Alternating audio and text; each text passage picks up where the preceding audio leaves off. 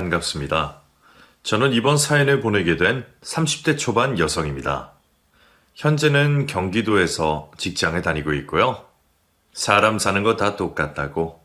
저도 아침에 출근해서 일하고 점심 먹고 일하고 저녁 되면 퇴근해서 남편과 하루 일과를 도란도란 얘기하는 게 일상의 전부네요. 그럼에도 아무 일 없이 이렇게 무탈하게 하루하루를 보낼 수 있는 것도 행복이라고 생각하며 살았어요. 인생이 꼭 원하는 대로 계획대로 흘러가진 않고 예기치 못한 일이 갑자기 찾아올 수도 있으니 이렇게 소박한 일상의 즐거움을 누리는 게 중요하다고 생각했죠. 올해 초 오랫동안 고요했던 제 일상에 큰 폭풍우가 몰아닥쳤습니다. 오늘은 제가 이겨냈던 그 폭풍우 같은 시간들에 대해서 털어놓으려 해요.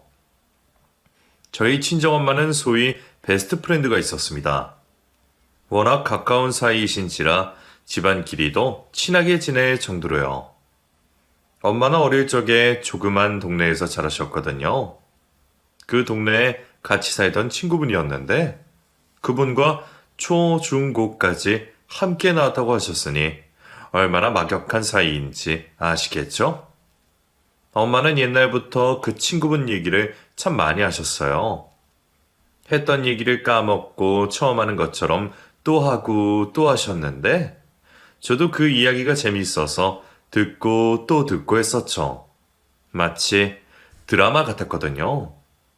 저희 엄마는 원체 성향 자체가 밝고 순수한 분이에요. 다른 말로 하면 백치미가 좀 있으시죠.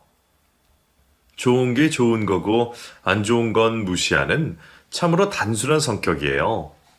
지금도 그래서 감당하기 어려운데 어렸을 땐 얼마나 주위 속을 썩이셨을지 훤히 보이는 것 같기도 해요. 그런 엄마를 항상 옆에서 챙기는 건 그 친구분이었대요. 원래 그분은 조용하고 꽤나 냉소적인 성격이었던지라 동네에서 다른 무리랑은 잘 어울리지 못했었나 봐요. 근데 또 엄마가 워낙 친화력이 좋고 오지랖이 넓어서 혼자 다니는 그분을 차마 외면할 수 없었대요. 소문난 골목대장이라고 했거든요. 저희 엄마. 그래서 소외받는 친구를 챙겨주기 위해 나서서 매일 다가갔대요. 그런데 친해지기는커녕 그 친구분이 엄마한테 왜 자꾸 시비를 거냐며 머리채를 잡아서 대판 싸우셨다네요. 자꾸 쓸데없는 말 시키고 살갑게 대하는 게 아마도 자신을 향한 조롱으로 느끼셨나 봐요. 물론 엄마는 호의셨겠지만 이야기를 들으면서 어느 방면으로는 왠지 그 친구분의 생각이 이해가긴 했어요. 엄마가 워낙 사람을 좋아하셔서 많이 다가가는 편이신데 그게 좀 많이 귀찮고 부담스럽긴 하거든요. 어쨌든 그 사건 이후로 동네에서 앙숙으로 소문이 났고 일부러 안 마주치려고 하셨대요. 얼굴 보기 껄끄럽기도 했지만 사실은 좀 겁이 나셨다나? 머리채 잡혔을 당시 그 싸움개 같은 모습이 무서워서 다시는 보기가 싫으셨대요. 그래서 일부러 피해 다녔는데 어느 날 그분이 다른 친구들과 하교하던 엄마에게 갑자기 다가와서는 아무 말도 없이 우유와 빵을 주더랍니다. 그 당시에 빵과 우유를 한 번에 같이 산다는 건 애들 용돈으로는 꽤 더 부담이었던지라 엄마도 적잖이 놀라셨대요. 그러면서 주변의 다른 친구들이 뭐냐고 묻는데도 엄마만 똑바로 쳐다보면서 미안해 라는 말을 건네곤 빵과 우유를 쥐어주고서 곧바로 돌아갔다고요. 엄마는 당시 너무나 당황하긴 했지만 그 일로 인해 화가 다 녹았대요. 빵을 받아서가 아니라 절대 자존심 굽히지 않을 것 같던 애가 자신에게 먼저 다가와 사과해 준 게 고마웠다고요. 그날 이후로 엄마는 다시 또 그 친구분에게 다가갔고 화해를 한 뒤 둘도 없는 친구가 되었대요. 너무 옛날 일이라 어떻게 화해했고 어떻게 갑자기 친하게 된 건지에 대해선 자세히 기억 안 나지만 그날의 다툼으로 인해서 서로가 어떤 사람인지 알게 된 게 진정한 친구가 될 수 있던 이유 같다고 하시더라고요. 사실 친구분은 경제적으로 여유로운 형편이셨대요. 그래서인지 아이들은 항상 자기한테 뭐 사달라고만 하지 친구로는 대하지 않아서 그동안 방어적으로 지내셨던 거예요.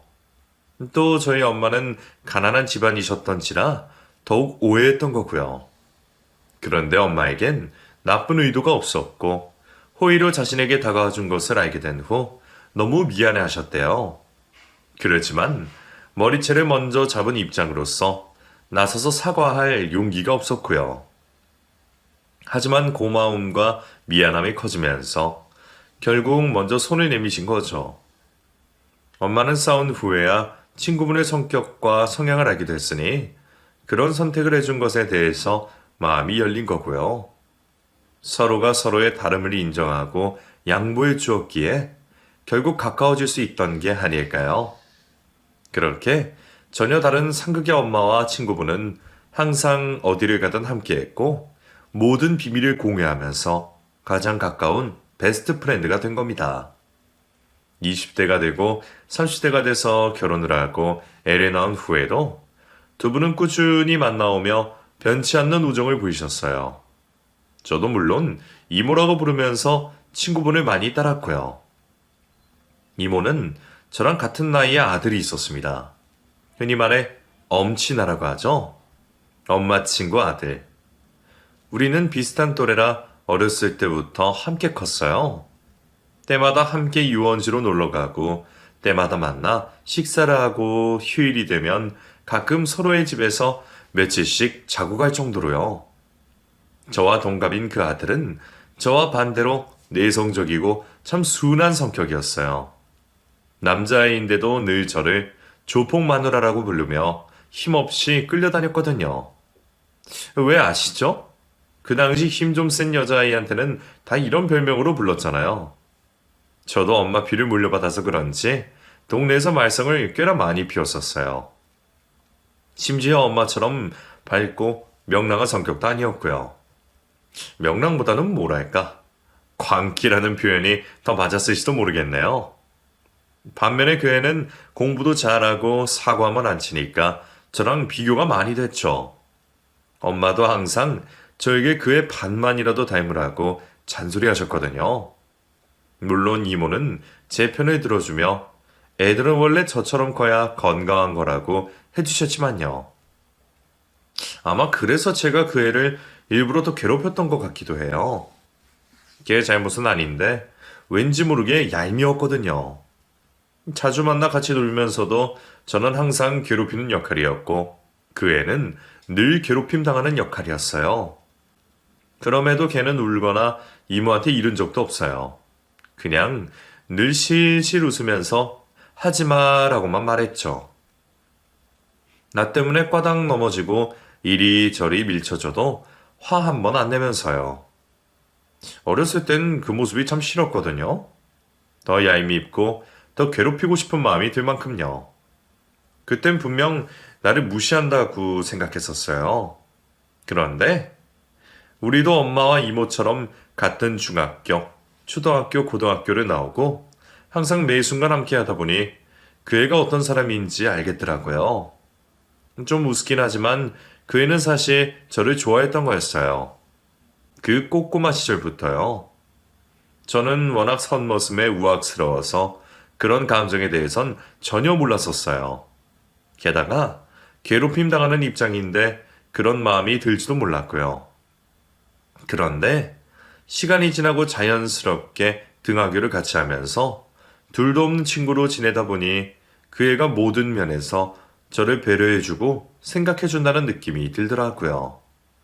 자기 밀린 숙제보다 나랑 노는 잠깐의 약속이 더 중요하고 친구들이랑 PC방을 가기로 했다가도 내가 부르면 가장 먼저 달려와 주고 매일 아침 우리 집 앞까지 와서 늦잠 잔 저를 군말 없이 기다려주는 그런 친구였거든요. 처음엔 애가 착해서 다 맞춰주는구나 싶었지만 나중이 돼서야 이 모든 건 단지 소중한 친구라는 이유로 해주는 게 아니란 확신이 들었어요.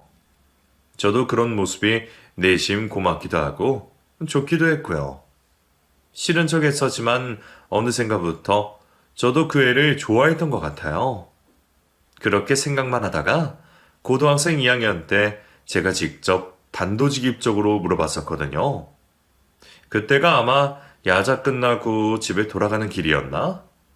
그날도 시험 전날이라 가장 바쁜 시기였는데 굳이 우리 집까지 데려다 준다기에 웃으면서 말했죠. 나 좋아하냐고요?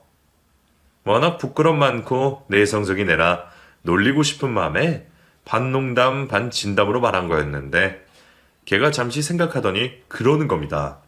맞다고. 그때 전 그 자리에서 들고 있던 책을 우수수 떨어뜨렸습니다.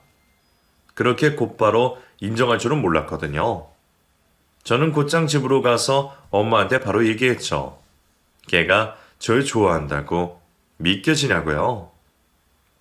제 말에 엄마는 막 웃으시더니 본인은 사익감으로 너무 좋다고 하시는 겁니다.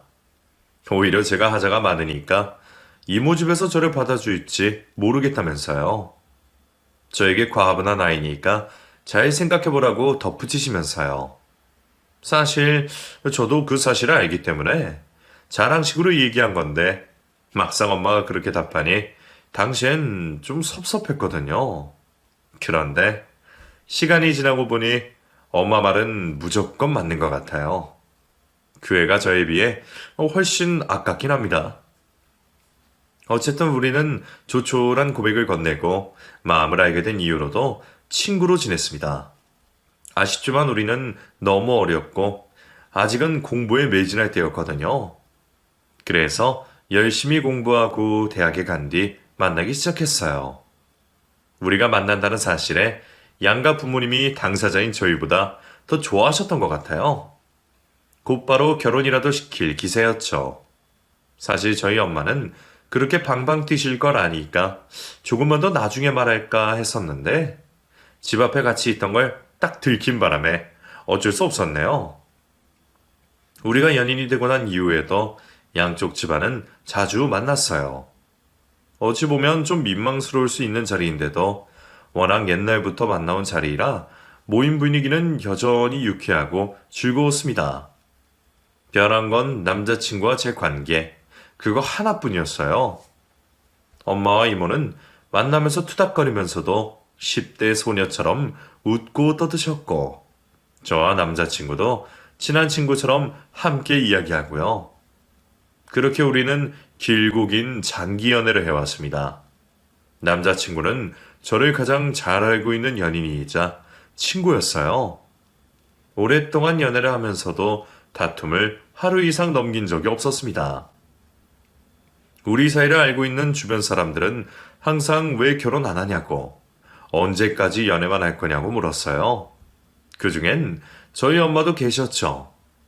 빨리 예쁘게 꾸며놓은 딸 신혼집도 가보고 싶고 귀여운 손주도 보고 싶시다나? 이모는 아무 말 안 하시는데 엄마만 마음이 급했어요. 하지만 저도 우리 만남의 끝은 당연히 결혼이라고 생각했고 서로가 평생의 반려자가 될 거란 확신을 가진 채 지내오긴 했거든요. 아마도 그런 마음이었기에 서둘러 결혼할 필요가 없다고 생각했던 것 같아요.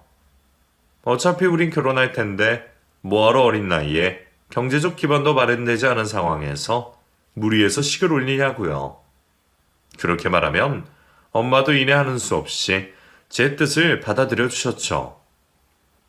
저는 사실 제 인생에서 그때의 선택을 가장 후회하고 있습니다. 엄마가 그렇게 빨리 돌아가실 줄은 몰랐거든요. 엄마는 제가 29살 때 세상을 떠나셨어요. 왜 결혼을 빨리 해야 하냐고 엄마에게 대들었던 때가 28살이었으니 그로부터 1년 후 돌아가신 거였네요. 여행을 갔다가 사고를 당하셨고 임종조차 보지 못한 채 전 엄마를 떠나보내야 했습니다. 정말 많이 힘들었어요. 아빠도 저도 세상이 무너진 것처럼 하루하루를 견디기가 너무 버거웠죠. 저는 참 나쁘고 못된 딸이었던 것 같아요. 엄마가 그렇게 떠나고 나서야 후회되는 게 너무 많더라고요. 그만 틱틱댈 걸. 엄마가 소원이랬는데 살갑게 좀 굴걸. 있는 그대로의 엄마를 더 사랑해 줄 걸. 사진 더 많이 찍어둘 걸. 더 많이 안아줄 걸. 그 중에서도 가장 많이 후회스러웠던 건 결혼을 하지 않은 거였습니다. 엄마가 그렇게 혼수석에 앉고 싶어 했는데 오랜만에 한복을 맞출 수 있겠다며 좋아하셨는데 그렇게 제 결혼을 기대하셨는데 저 때문에 아무것도 보지 못한 채 떠나신 게 너무 죄송스럽고 괴로웠습니다. 어차피 할 결혼이었으니 엄마 말처럼 그냥 못 이기는 척 그때 했다면 얼마나 좋았을까 싶어서요. 하지만 아무리 후회하고 반성해도 제 이야기를 들어줄 엄마는 이제 없으니 엄마의 커다란 빈자리를 어떻게 채워야 할지 또 어떻게 아무렇지 않게 살아가야 할지 막막했어요.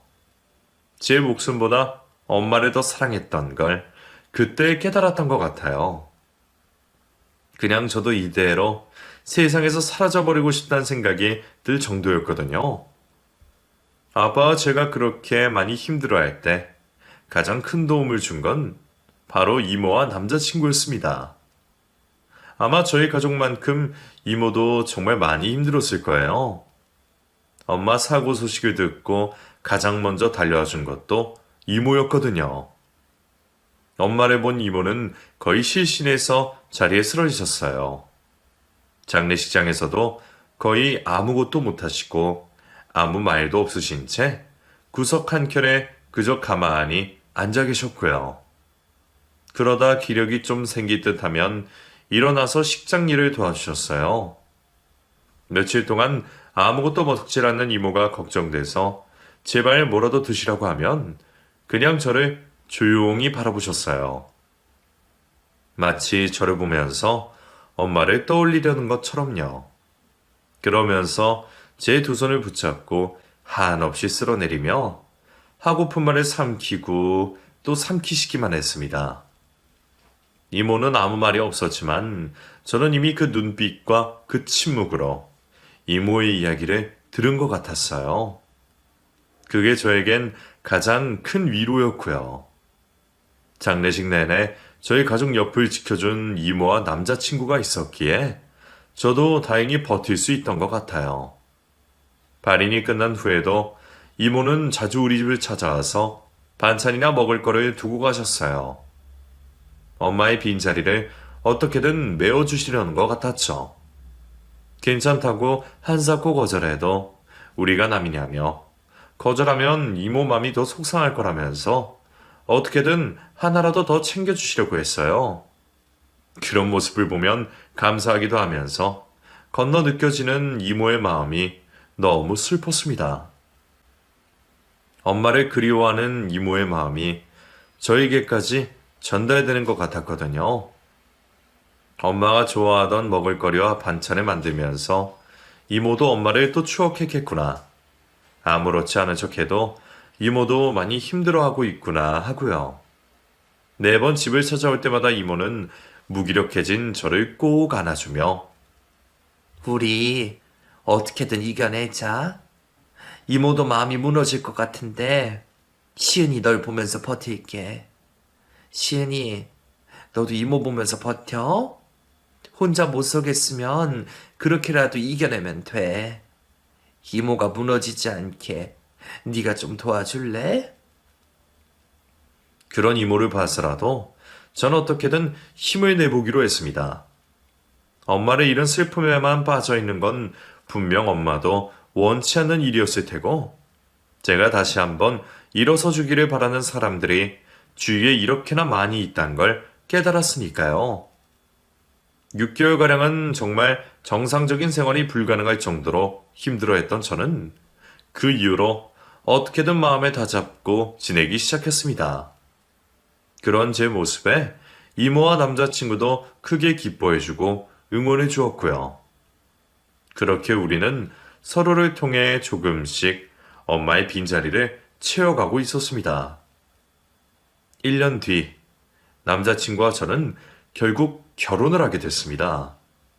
제가 조금 더 나아질 때까지 기다릴까 했지만 더 이상 시간을 끌고 싶지는 않았어요. 결혼에 대해 많이 후회했던 이유도 있고 제 옆에서 묵묵히 자리를 지켜주고 큰 힘이 되어준 남자친구와 함께 있고 싶다는 확신이 커졌거든요. 식을 올리던 날, 다른 건 정말 꾹 참았는데 혼주석에 앉아있는 이모를 보는 순간 눈물이 왈칵 쏟아지더군요. 이모도 저를 보면서 펑펑 우셨고요. 아마도 우리 모두 엄마가 이 모습을 보면 얼마나 좋아하셨을까 하는 아쉬움과 그리움 때문이었겠죠. 양가 부모님께 인사하는 시간에 이모는 그 어느 때보다 더 따스하게 저를 안아주셨어요. 떨리는 손으로 제 등을 따뜻하게 쓰다듬어 주시는데 그게 왜 그렇게 엄마 손길 같은 건지 이모와 저는 눈물이 또 말을 안 들을까봐 차마 말 한마디를 내뱉지 않았지만 눈빛만으로 이미 충분한 이야기를 나눈 듯 했어요. 이모 말처럼 우린 서로에게 기대어 결국 이렇게 이겨낸 거예요. 분명 엄마도 저를 많이 자랑스러워 하실 거란 생각이 들었습니다. 그렇게 식을 올린 이후 남자친구, 아니 이제는 남편이 된 그 사람과 신혼집을 꾸려서 살았습니다. 신혼집은 친정과 시댁 딱 그 사이 각 15분 거리의 위치였어요. 일부러 부모님들과 멀리 떨어지고 싶지 않다는 제 의견을 반영해서였죠. 이제는 시어머님이 된 이모의 곁에서 효도하며 살고 싶었거든요. 돌아가신 엄마한테 할 몫까지요. 그래서 결혼 이후 이모와 같이 쇼핑도 하고 맛집도 가고 주말엔 같이 등산도 하면서 친구처럼 모녀처럼 지내왔습니다. 이모와 함께 지내는 게 정말 행복했어요. 남편이 옆에서 보며 질투할 정도였죠. 뭐라 해야 할까? 이모와 있으면 엄마 이야기하는 게 슬프지 않았습니다. 다른 곳에서 엄마 이야기가 나오면 눈물부터 글썽였거든요. 그런데 이모와 나누는 각자 엄마와의 추억은 왜 이렇게 즐겁기만 했는지 모르겠어요. 어릴 적부터 이모 이야기를 들으면서 컸던 것처럼 이모에게 엄마 이야기를 들으며 크는 기분이었다고 해야 하나? 이모와 있으면 마치 엄마가 이 지구상 어딘가에 살아계실 것만 같았습니다. 내 곁을 떠난 게 아니라 그 밝고 천진한 모습으로 어디선가 여행을 하고 있다고요. 그래서 이모와 함께 있는 시간이 위로와 치유처럼 느껴져나 봐요. 뭐 그렇게 가까워도 고부관계긴 하죠. 사실 사석에서는 여전히 이모라고 부르지만 밖에선 어머님이라고 하니 여기서도 어머님이라고 말할게요. 시부모님은 금슬이 좋으신 분들이었어요. 아버님은 쾌활하고 넉살 좋으신 편이었고 어머님은 무뚝뚝하지만 속정이 깊은 스타일이셔서 서로의 부족함을 채워주는 사이좋은 부부의 모습이셨죠. 제가 곁에서 볼 때는요. 하지만 남편이 털어놓는 시부모님의 이야기는 제가 본 모습과는 좀 달랐습니다. 위에도 언급했지만 어머니 집안은 옛날부터 경제적으로 여유로운 편이셨어요. 남편 집이 여유로운 건 전부 어머님이 상속받은 재산 때문이었죠. 교회 바의 아버님은 원체 금전적으로 빠듯한 상황이셨대요. 그래서 결혼할 때도 어머님 쪽에서 집과 혼수, 식을 다 하셨다나 봐요. 어머님은 워낙 뒤끝 없고 통이 큰 편이시니 뭐 아마도 있는 쪽에서 해가면 된다는 생각으로 해가셨을 테고요. 그런데 남편의 말로는 아무래도 이렇게 경제 상황이 비교되다 보니 아버님이 어머님에게 가진 열등감이 커 보였대요. 어머님이 가볍게 하신 말에도 툭 하면 본인이 가지지 못하고 배우지 못해서 무시하는 거라는 둥, 본인이 해온 집이라고 유세 떠는 거라는 둥, 친척들에게 그렇게 험담을 하셨다네요. 꼭 어머님이 없는 자리에서요. 남편은 늘 그렇게 어머님이 없는 그 자리에서 아버님의 험담을 들으며 컸대요. 이 이야기 듣고 처음에 많이 충격적이었어요. 연애할 때만 해도 남편은 아버님 이야기를 거의 하지 않으셨으니까요. 게다가 겉으로 볼 때 아버님은 정말 유쾌하시고 구김없는 분이셨거든요. 전혀 남 이야기를 하지 않을 것 같은 그런 느낌이요. 하지만 제가 사람 볼 줄 모르나 봐요. 그런 아버님이 사실 티는 안 내지만 피해의식에 휩싸여 아내 얼굴에 침 뱉고 다니는 분이라니. 이 모든 이면을 보고 자란 남편은 아버님의 이중성과 모난 성격을 정말 싫어했습니다. 속 좁은 아버지와 살고 있는 엄마가 안타깝다고 할 정도였어요. 하긴 저도 아버님을 자주 뵙긴 했어도 오래 대화를 하거나 한 적은 없어서 사실 제대로 알지는 못하거든요. 가족 모임 때도 아버님은 일이 바쁘다며 특히 자주 빠지셨고요. 남편과 아버님 사이가 대면대면한 건 대충 알고 있었지만 사실 이런 속사정이 있었다니 많이 놀랍긴 하더라고요. 그동안 몰랐던 시댁에 대해서 하나씩 차근차근 알아가면서 1년 반이 지났을 즈음 사건이 터졌습니다. 남편이 언젠가부터 불면증을 앓고 있더라고요. 밤에 도통 잠을 못 자서 심하게 뒤척이고 거실로 나가 소파에서 자다가 그마저도 어려우면 아파트 주위를 몇 번이고 걷고 걷다가 새벽이 돼서야 들어와 간신히 잠들곤 했어요. 이유를 물어봐도 그냥 갑자기 생겼다고만 하고요. 너무 걱정되기도 했지만 남편이 제게 뭔가 숨긴다는 느낌이 들었어요. 저는 누구보다 남편을 잘 알잖아요. 말투랑 표정만 봐도 다른 생각을 하고 있다는 게 느껴지거든요. 처음에는 뭔가 고민이 있겠지. 스스로 정리해서 말해줄 때까지 기다려야겠다고 생각했지만 잠도 못 자고 끼니도 자주 걸으면서 점점 야이어가는 남편의 몰골을 보니 더 이상 기다리고만 있을 수는 없겠더라고요. 그래서 하루 나를 잡고 계속 캐물었어요. 대체 무슨 일인데 나한테 말도 안 하고 혼자 끙끙 앓고만 있냐고요. 무슨 일이든 다 이해해 줄 테니까 제발 나한테도 좀 사실대로 말해달라고요. 그러니까 내내 입을 꾹 다물고 있던 남편이 그러는 겁니다. 아빠가 바람 피는 모습을 직접 봤어, 내가. 얼마 전에 일 있어서 나 잠깐 외곽 다녀왔잖아. 근데 거기 카페에 앉아있더라. 웬 아주머니라. 눈을 씻고 봐도 아빠가 맞아. 아무리 봐도 우리 아빠인데 멀리서 웃음소리만 들어도 우리 아빠인데 도저히 아는 체 할 수가 없더라. 아니었으면 해서. 근데 맞는 것 같아. 하필 그 시간에 거기서 마주치냐, 어떡해. 아무리 못난 사람이어도 인간놀이나 할 줄 알았는데. 지금 마음도 불편하고 화도 났고 답답하고 그런데 내가 제일 화나는 건 도저히 못 참겠는 건 엄마가 너무 불쌍하다는 거야. 어떡하지? 사실대로 말해야 할지 말아야 할지 모르겠어. 저렇게 또 같이 있으면 사이 좋아 보이잖아. 부모님. 그렇다고 아들인 내가 엄마를 모른 척하면 안 되지. 안 그래? 예상치 못한 이야기가 너무 충격적이고 당혹스러워서 아무 말도 못하고 그저 남편을 안아줄 수밖에 없었어요. 아무리 그래도 외도를 하고 계실 줄이야. 그동안 남편이 아버님에 대해 이야기했던 게 머릿속으로 하나씩 스쳐가면서 저까지 실망감과 배신감에 손이 떨리더라고요. 그리고 남편 말처럼 무엇보다 어머님이 너무나 걱정이었습니다. 그래서 저도 우선은 타이밍을 보고 말하긴 말하되 당장은 조금 더 신중하게 생각해보자고 했습니다.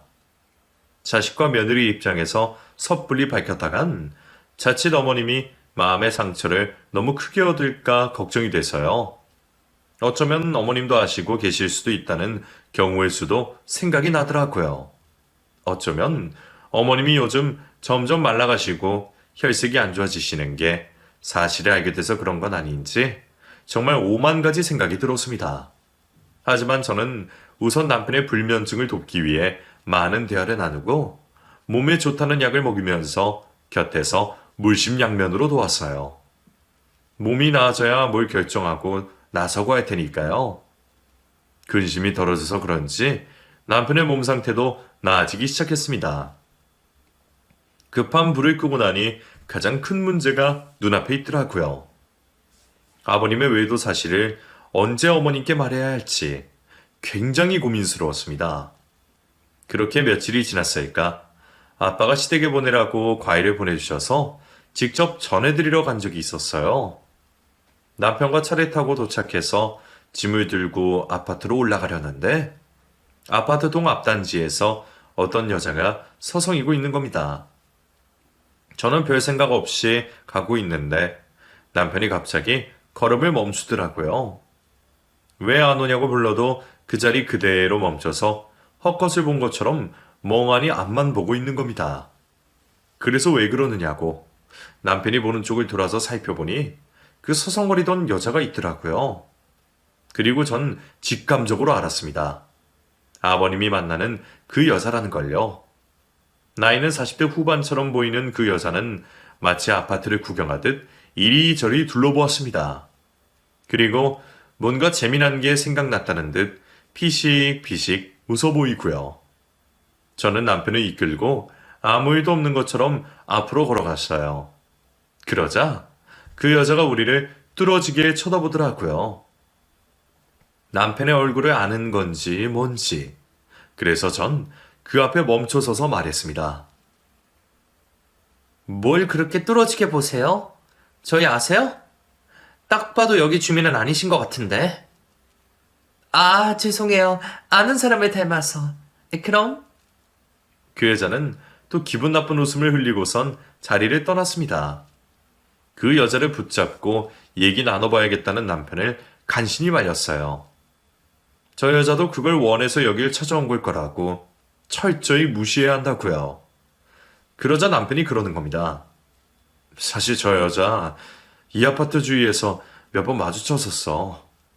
부모님 집 올 때마다 그때도 매번 서성이고 있었는데 난 그냥 아는 사람이 여기 사는 것보다 하고 지나쳤었거든. 근데 오늘 또 여기 있는 걸 보니 맞네. 아빠가 만나는 여자였어. 아빠 만나러 여기까지 매번 온 거야. 소름 끼치네. 정말. 남편 말을 따르면 정말로 그 여자는 일부러 도발을 해온 거고 자신의 존재를 티내기 위해서 찾아온 거였어요. 이 상황이 정말 어이없더라고요. 이젠 뭘 어떻게 해야 할지 감조차 오지 않았고요. 하지만 이것만은 분명했습니다. 어머님께 하루빨리 사실을 밝혀야 한다는 걸요. 저는 남편에게 제가 어머님과 둘이서 이야기해 보겠다고 했어요. 남편에게까지 이런 모습을 보이는 건 어머님이 원치 않으실 것 같아서요. 차라리 한 명이 도맡아서 이야기하는 게 좋을 것 같고, 그렇다면 그동안 특히 더 가깝게 지낸 내가 여자 대 여자로서 말씀드리는 게 더 나을 것 같다고요. 남편도 제 생각이 맞는 것 같다며 충격받으시지 않게 잘 부탁한다고 했어요. 그렇게 저는 어머님께 긴히 할 말이 있다고 하고서 따로 약속을 잡았습니다. 어머님이 요즘 건강이 별로 좋지 않아 보이셔서 조금 더 시간이 필요할지 망설여졌지만 그 상간녀가 언제 또 찾아올지 이젠 무슨 일을 벌일지 알 수 없었기에 이제는 밝혀야만 한다고 생각했어요. 약속 시간이 되고 어머님이 오신 후 이런저런 이야기를 나누었습니다. 차마 입이 안 떨어져서 참 여러 생각이 오가더라고요. 그러다 이제는 말해야지 싶어서 입을 때렸는데 어머님이 말씀하시길 시은아, 사실 내가 몸이 좀 아파. 사실 좀 오래됐는데 내 몸은 내가 제일 잘 알지 않니? 이제 와서 병원에 있는다고 나을 수 있는 병도 아니고 병실에 누워있는 것보다 이렇게 바깥바람 쐬면서 지내고 싶었어. 병원에선 길어야 5개월 남았다고 하던데 그동안 말 못해서 미안하다. 네 엄마를 그렇게 떠나보냈는데 나 같이 떠나보내기엔 네가 너무 힘들 것 같아서 말을 못했어. 내 이기심 때문에 네가 또 갑작스럽게 이별을 겪고 아파할까봐 난 그게 제일 걱정이다. 어머님은 분명 느린 말투로 말하시는데 그 말이 제 마음속에 콕콕 박히는 느낌이었습니다. 이야기를 듣는 내내 멍하니 하지만 참을 수 없는 눈물이 흘렀어요. 눈물을 닦아야 한다는 생각이 들 새 없이요. 어머님이 암 말기인 걸 이제 알았다는 죄책감에 또 한 번 하늘이 무너지는 기분이었습니다. 이젠 도저히 누군가를 떠나보낼 자신이 없는데 그게 심지어 어머님이라뇨. 매번 제 가족을 앗아가는 운명이 너무나 야속하고 또 야속해서 눈물이 흘렀습니다. 괜찮아, 시은아. 네가 뭘 걱정하는지, 뭘 말하려는지 다 알아. 그가 마음고생한 게 있다면 다 내 불찰 때문이다. 염치 없지만 마지막 부탁을 하려고 해. 남은 시간까지 너희와 함께 시간을 보내면서 조용히 머물다 가고 싶어. 모든 사람을 용서하고 모든 실수를 눈 감아주고서 내가 할 수 있는 최선의 선택만 하고 떠나고 싶다. 시끄럽고 복잡한 일로 내 남은 시간을 보내고 싶지 않은 마음을 시은이 네가 이해해줬으면 해. 가능할까? 어머님의 떨리는 목소리를 들으며 저는 고개를 끄덕일 수밖에 없었습니다. 그리고 깨달았어요. 어머님도 아버님의 외도 사실을 알고 계실 거란 걸요. 하지만 구태여 시간에 들여 진실을 밝히고 책망하는 걸 하고 싶진 않으셨던 거예요. 어머님께는 남은 시간이 많지 않았으니까요. 사실 전 엄마를 떠나보낸 이유로 사람의 마지막에 대해서 많이 생각했었습니다. 사람이 세상을 떠날 때 만약 자신의 마지막 시간들을 어떻게 보낼지 선택하고 준비할 수 있다면 그것도 커다란 축복이 아닐까 하고요. 엄마는 사고로 갑자기 돌아가셨고 본인의 마지막을 예상하지 못한 채 떠나셨으니까 만약에 우리 엄마에게도 그런 축복이 있었다면 얼마나 좋았을까 생각했었어요. 그 생각을 어머님께도 얘기했었고요. 그리고 지금 어머님의 말씀이 그 이야기라는 걸 알게 된 겁니다. 본인의 마지막을 선택하고 싶은 어머님의 뜻을 어떻게든 존중하고 받아들여야 하는 거겠죠. 그날 저는 집으로 가 남편에게 조용히 이야기했습니다. 어머님의 현재 상황과 뜻을요. 남편은 갑작스러운 절망감으로 손에 얼굴을 파묻고 흐느꼈어요. 우리는 우리에게 찾아온 시련, 그리고 그보다 더 큰 시련을 마주하며 참 많이 울고 괴로워했습니다. 하지만 남편도 저도 결국 결론은 같았어요. 어머님의 마지막을 허투루 보내지 않기 위해 많은 시간을 함께 하자고요.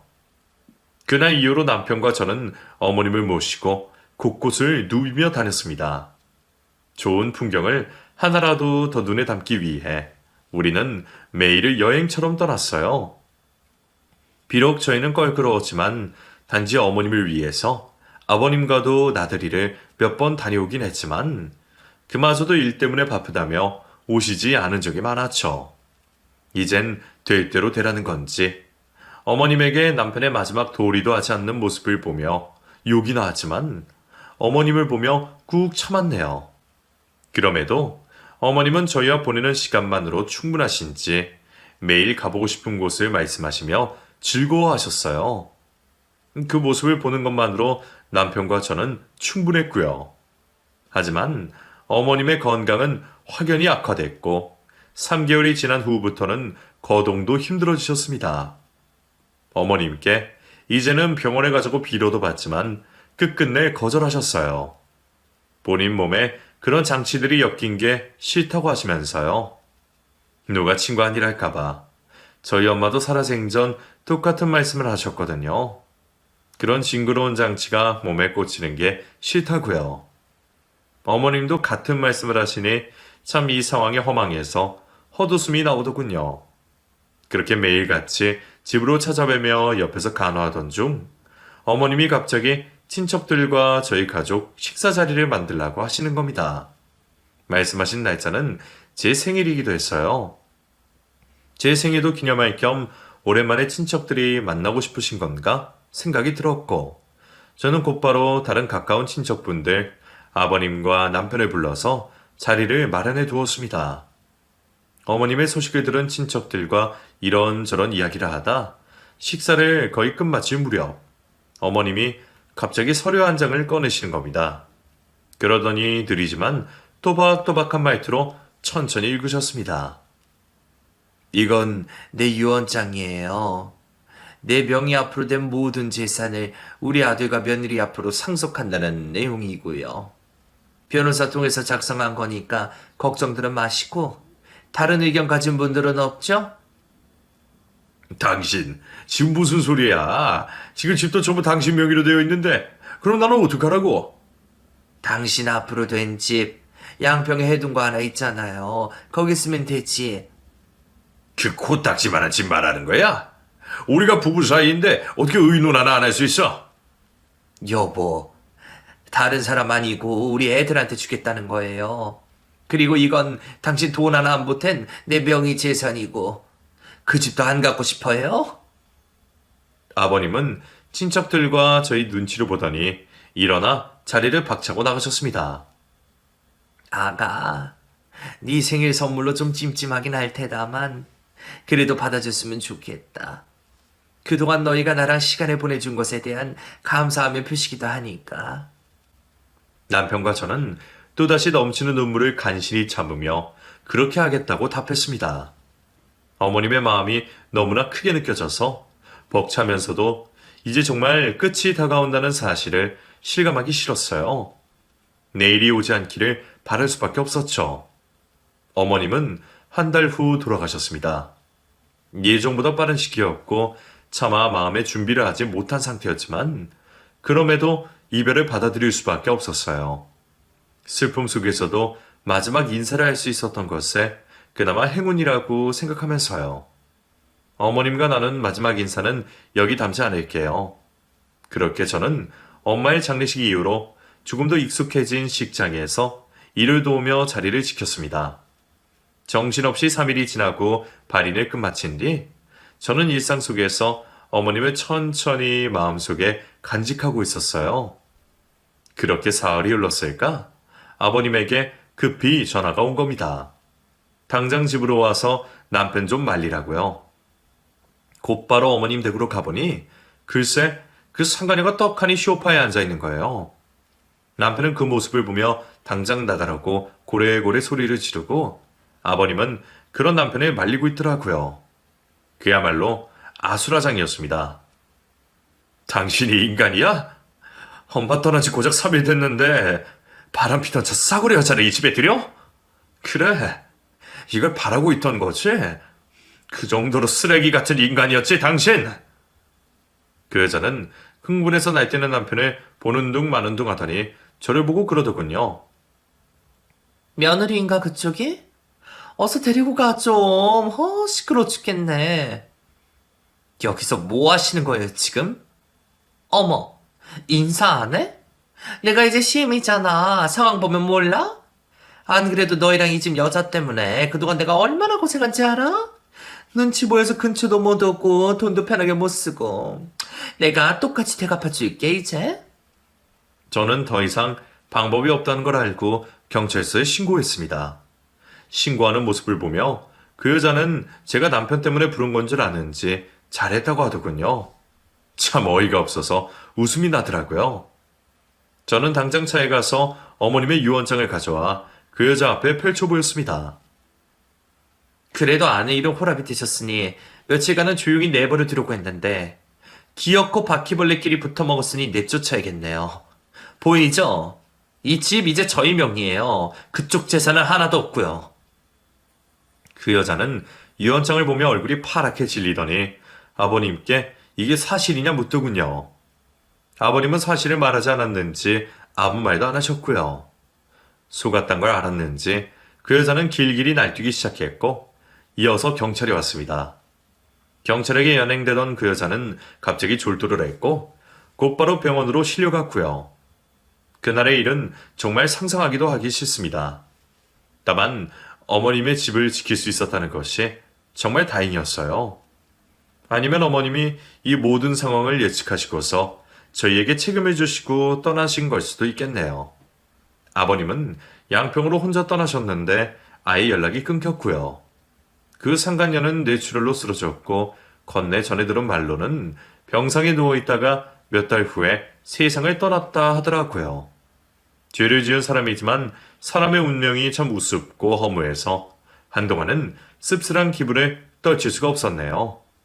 남편과 저는 너무 큰 폭풍우를 겪은 여파로 몇 달간은 정말 힘들었지만 어머님 말씀처럼 서로에게 기대어 이겨내고 있어요.